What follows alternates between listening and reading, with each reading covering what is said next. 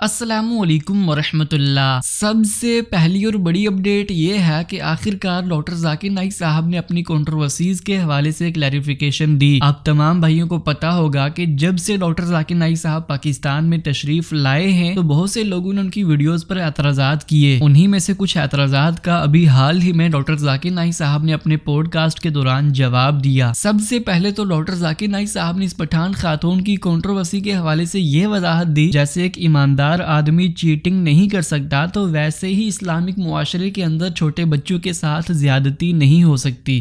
وہ خاتون نے پوچھا ہمارے جو سوسائٹی بہت اسلامک ہے، ہاں جی بہت اسلامک ہے، اور بہت قرآن فالو کرتے اور پھر پیڈوفیلیا کرتے، دونوں ٹکراؤ ہے نا۔ ایک آدمی بہت ایماندار آدمی اور چیٹنگ کرتے، ہو سکتا ہے کیا؟ تو میں نے کہا آپ کے کوشچن میں کچھ تو خطا ہے، تو لوگ کو سنتے ہی نہیں۔ ہو سکتا ہے کہ ایک آدمی بہت ایماندار ہے اور وہ چیٹنگ کرتا ہے، ہو سکتا ہے، ممکن نہیں، دونوں میں ٹکراؤ۔ تو میں آپ بولتے یہ اگر وہ کہتی تھی ہمارے معاشرے میں لوگ سمجھتے ہیں کہ ہم اسلامک ہے لیکن غلط کام کرتے ہیں تو سوال صحیح ہے۔ تو میں نے کہا کہ میں تو مسافر ہوں، برابر؟ آپ بول رہے ہیں کہ ہمارا معاشرہ بہت اسلامک ہے، بہت پرہیزگار ہے، قرآن پہ چلتا ہے اور پیڈوفیلیا کرتا ہے، تو ہو ہی نہیں سکتا ہے۔ تو میں نے خاتون سے کہا میں تو مسافر ہوں، یہ ممکن ہی نہیں نا۔ تو لوگ سوال کو سنتے ہی نہیں، تو اس سے پوچھنا چاہیے جو اس فن کا ماہر ہے، سوال جواب ہے۔ تو میں نے کہا کہ سوال میں ادھر پہلا پارٹ غلط ہے سوال کا، دوسرا پارٹ یا وہ انسان ایماندار نہیں ہے اور چیٹنگ کر رہا ہے، صحیح، یا ایماندار اور چیٹنگ نہیں کر رہا، سمپل تھا۔ اس کے بعد دوسرے کسی سے سوال کیا، اس کا جواب دے دیا میں نے۔ اس کے ساتھ ساتھ ڈاکٹر ذاکر نائک صاحب نے اس ویڈیو کے حوالے سے بھی جواب دیا جس میں ڈاکٹر ذاکر نائک صاحب نے یہ بیان کیا تھا کہ اگر کوئی مرد 20 منٹ تک کسی خاتون کو دیکھتا ہے اور اس کے دل میں ہلچل نہیں ہوتی تو اسے میڈیکلی علاج کروانا چاہیے۔ تو اس پر ڈاکٹر ذاکر نائک صاحب نے یہ جواب دیا کہ اگر ہلچل نہیں ہوتی تو اللہ پاک نے مردوں کو قرآن پاک میں نظریں جھکانے کا حکم کیوں دیا ہے؟ آپ نے کہا جو ٹی وی پہ کوئی خاتون آ جائے اور وہ میک اپ اس نے کیا ہو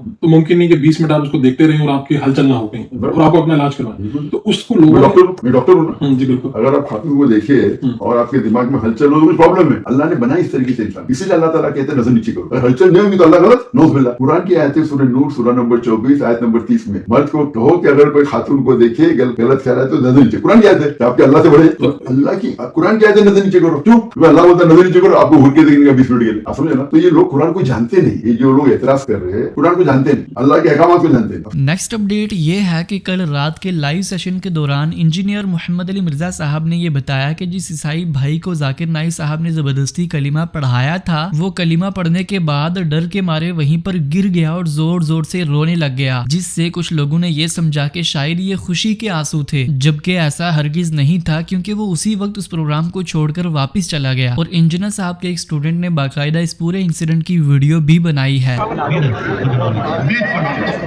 اسلام نے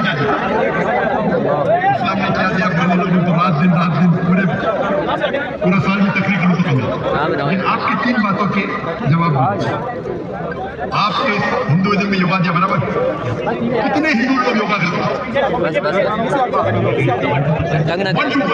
ہیں؟ ہمارے اسلام میں اللہ سبحانہ و تعالیٰ نے ہم پہ فرض کرا 5 بار نماز پڑھنے کے لیے، 5 بار نماز پڑھنے کے لیے، اور آپ دیکھیں گے مسلمان 5 بار نماز پڑھتے ہیں، اور میں نے تقریر کی ہوں، کیا ہوں، جیسے میں نے کہا کہ میری تعلیم لینے میں بات کرنے پہ زبان لچک جاتی ہے، اس لیے بدل چاہتا ہوں یہ ہوتا کہ اور آپ کی اطلاع کے لیے عرض ہے کہ وہ میرا گمان درست نکلا۔ یہ کرسچنز جو ان کے پروگرام میں گئے ہوئے تھے انہوں نے ہماری اکیڈمی میں رابطہ کیا، ان میں سے ایک بھائی کے ساتھ میری آلموسٹ 1 گھنٹے کی تفصیلی ڈسکشن بھی ہوئی ہے اکیڈمی کے واٹس ایپ نمبر کے اوپر، اور انہوں نے بتایا کہ ہم 4-5 دوست گئے تھے، ان میں سے وہ بھائی بھی شامل تھے کہ جن کو زبردستی انہوں نے کلمہ پڑھایا۔ تو میں نے ان کا اسٹیٹس جب پوچھا انہوں نے کہا وہ تو آپ کے سامنے ہی اس نے زبردستی پبلک پریشر میں آ کے کلمہ پڑھ لیا تھا، تو وہ تو اس دن سے بیچارہ گھر بیٹھا ہوا ہے، تو وہ مسلمان کوئی نہیں ہوا۔ اور یہ میں بریکنگ نیوز کے طور پہ آپ کو بتا رہا ہوں۔ تو حالانکہ پہلے تو میری اسیسمنٹ تھی اور میری دعا تھی کہ ایسا نہ ہو، لیکن وہ ویسے ہی ہوا جیسا کہ میری اسیسمنٹ تھی، وہ نظر آ رہا تھا۔ تو وہ کہتے ہیں میں نے وہ ریکارڈنگ شروع کر دی، اس نے وہ ریکارڈنگ مجھے بھیجی اپنے کیمرے کی بنی ہوئی۔ پھر اس کے بعد جو اگلی بات ہے جو ظاہر میڈیا میں رپورٹ نہیں ہوئی وہ یہ ہے کہ اس کے بعد وہ وہاں پر دھاڑے مار کر رونا شروع ہو گیا۔ وہ بھائی آپ شاید سمجھ رہے ہو کہ وہ اسلام قبول کرنے کی خوشی میں رو رہا تھا، نہیں، اس زبردستی کے غم کی وجہ سے رو رہا تھا کہ اب میں کیا کروں گا جو میں کر بیٹھا ہوں۔ تو آلموسٹ وہ بے ہوش ہونے کے قریب تھا، اس کو وہاں پہ بٹھایا گیا، پانی پلایا گیا، اور اس کی بھی ویڈیو بنی ہے۔ تو اوورآل ڈاکٹر ذاکر نائک کا جو کرسچنس کے ساتھ ایٹیچیوڈ تھا وہ انتہائی تذلیل آمیز تھا، اس میں کوئی شک نہیں ہے، اور اس کے اوپر یہاں کے کرسچنز نے احتجاج بھی کیا اور کوئی اچھا ایفیکٹ نہیں پڑا، سیدھی سی بات ہے، کاش وہ اس طرح نہ کرتے۔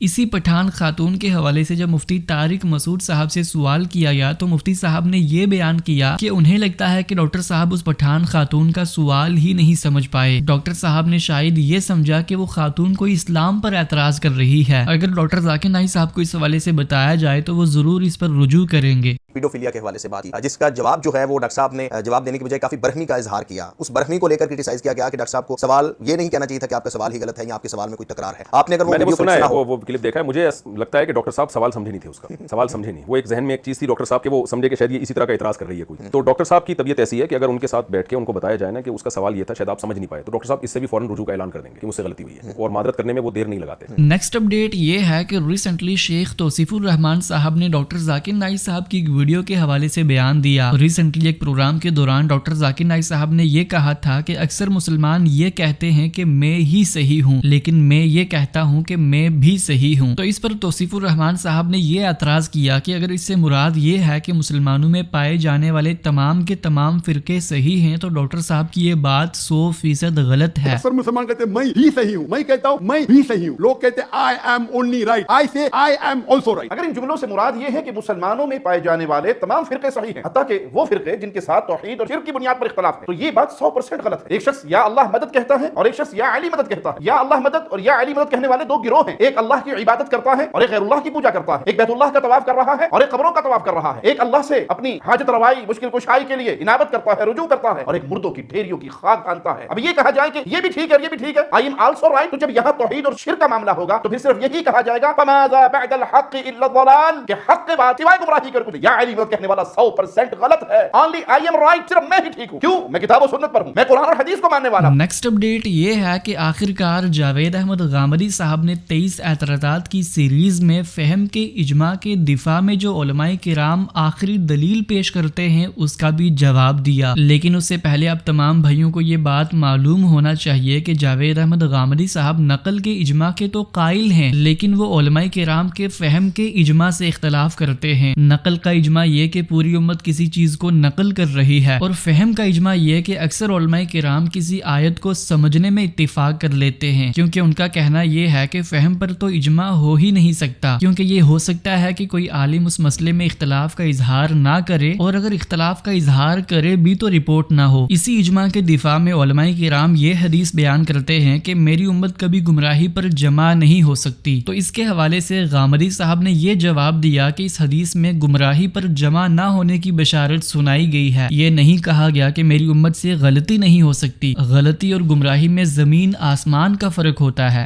نبی صلی اللہ علیہ وسلم کی نسبت سے بیان کیا گیا ہے کہ آپ نے فرمایا ان اللہ لا یجمع امتی علی ضلالہ, اللہ میری امت کو کسی گمراہی پر جمع نہ کرے گا.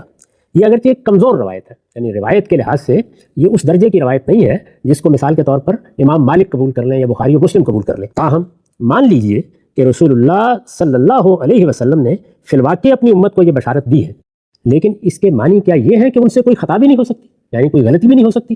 حقیقت یہ ہے کہ خطا اور ضلالت یعنی گمراہی, حقیقت یہ ہے کہ خطا اور ضلالت میں زمین و آسمان کا فرق ہے, اور حدیث میں جو کچھ فرمایا گیا ہے اس کا تعلق ضلالت سے ہے, خطا سے نہیں ہے. پوری امت کسی ضلالت پر جمع ہو جائے یہ ناممکن ہے. چنانچہ پچھلے 1500 سال کی پوری تاریخ پر نگاہ ڈال کے دیکھ لیجئے, وہ آپ کو یہ بتاتی ہے کہ ضلالت پر کبھی اجماع نہیں ہو سکا. بہت بڑے پیمانے پر بھی اگر کوئی ضلالت پھیل گئی ہے, لوگوں نے کسی بدعت کو بالعموم قبول کر لیا ہے, تب بھی اللہ تعالیٰ کی عنایت سے 2 4 10 20 لوگ ہر دور میں ایسے ہوتے ہیں جو اس پر شدید تنقید کر کے اس کی غلطی واضح کر رہے ہوتے ہیں. لیکن خطا, غلطی, اجتہاد میں کوئی ناسواب چیز اختیار کر لی گئی, یہ روزانہ ہوتا ہے. اس کی دسیوں مثالیں پیش کی جا سکتی ہیں. یہ سب لوگوں سے ہو جاتا ہے, یہ فردن بھی ہوتا ہے. اس کی نفی تو صحابہ کرام سے بھی نہیں کی جا سکتی. ان کی پوری جماعت نے جو اجتہادات کیے ہیں ان میں سے بھی بعض کے بارے میں واضح کیا جا سکتا ہے کہ اس میں غلطی ہوئی. یہ تھی آج کی ساری اپڈیٹس. ملتے ہیں اسی طرح کی نئی اپڈیٹس کے ساتھ, تب تک کے لیے اللہ حافظ. السلام علیکم ورحمۃ اللہ.